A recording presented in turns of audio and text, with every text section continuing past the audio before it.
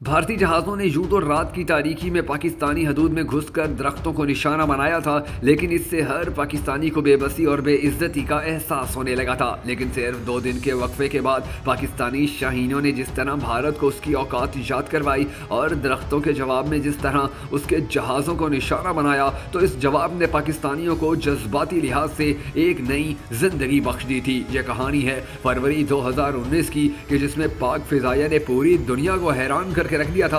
और हैरान करते भी क्यों ना, कि जब हमारे जवान जो फिजाओं के मुहाफिज हैं, जिनकी जिंदगी का ज्यादा वक्त फिजाओं में गुजरा और दिन रात फिजाओं और उनकी बुलंदियों के बारे में सोचना जिनका काम है, लेकिन उनका एजाज ये है कि इंसानों से मिलते हुए उनकी नजरें जमीन पर रहती हैं। तकब्बुर के बजाय इज्जो इनकसार को उन्होंने अपनी शख्सियत का खासा बना रखा है। शायद इसलिए अल्लाह ने पाक फिजाइया के सरबरा एयर चीफ मार्शल मुजाहिद अनवर खान, जो मार्च में सबकदोश होने जा रहे हैं, को ये एजाज बख्शा कि उनकी क़यादत में पाक फिजाइया के शाहीनों ने भारतीय हुकूमत और भारतीय फिजाइया को रुस्वा करके रख दिया। पाकिस्तानियों के सर फख्र से बुलंद किए। पाकिस्तानी शाहीनों ने जिस तरह भारत के अहम फौजी मराकज़ के निशाने लेकर वीडियोस बनाई मगर फायर नहीं किया, वो पैगाम था कि हम बहादुर और तजर्बाकार होने के साथ साथ एक जिम्मेदार फोर्स भी हैं। अंदर घुसकर निशाना बनाकर वापस भाग आने से ये अमल कई गुना ज्यादा रिस्की था जो पाकिस्तानी शाहीनों ने किया। जवाब में जब भारतीय जहाज़ों ने उनके ताक़ुब में पाकिस्तान के अंदर घुसने की कोशिश की, तो उनके 2 जहाज़ों को ऐसे आलम में मारा गया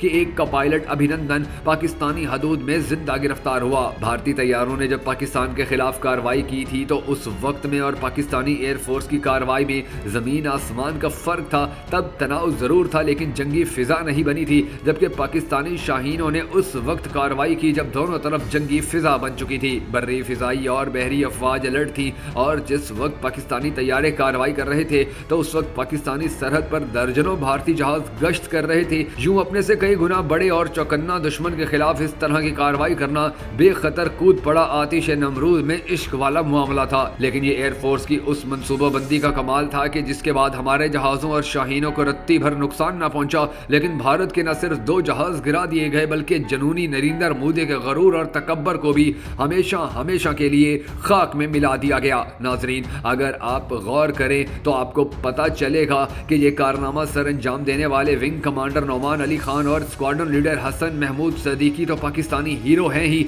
लेकिन जिनकी क़यादत और रहनुमाई में उन्होंने मुश्किल तरीन वक्त में जिस तरह पाकिस्तानियों के सर फख्र से बुलंद किए, उस पर मुजाहिद अनवर खान भी जिंदगी भर सीना चौड़ा करने का हक रखते हैं। और उनकी आइंदा नस्लें भी बजात तौर पर सर उठाकर कौम के सामने इस कारनामे का जिक्र करती रहेंगी। यहाँ ये बताना जरूरी है कि भारत को जवाब देने का फैसला जनरल कंवर जावेद बाजवा की क़यादत में नेवल चीफ और एयर चीफ का मुश्तरका था, लेकिन जवाब कब और किस तरीके से दिया जाए, ये हिकमत अमली सिर्फ और सिर्फ फिजाइया के सरबराह ने तरतीब देनी थी। और 2 दिन के अंदर अंदर यह कार्रवाई करके उन्होंने बाकी मुल्क की क़यादत को भी हैरान कर दिया, क्योंकि आम ख्याल ये था कि वो कोई हफ्तों में ही जवाबी इक़दाम कर सकेंगे, जो उन्होंने 2 दिन के अंदर करके दिखा दिए। यूं इस शानदार मनसूबाबंदी का सेहरा पाक फिजाइया की क़यादत के सर है। अगरचे पाकिस्तान की तीनों मुसल्लह अफवाज तरबियत, बहादुरी और डिसिप्लिन के लिहाज से अपनी मिसाल आप हैं, लेकिन पाक फिजाइया का किरदार जिस कदर कलीदी है, उसकी मिसाल मिलना इंतहाई मुश्किल है।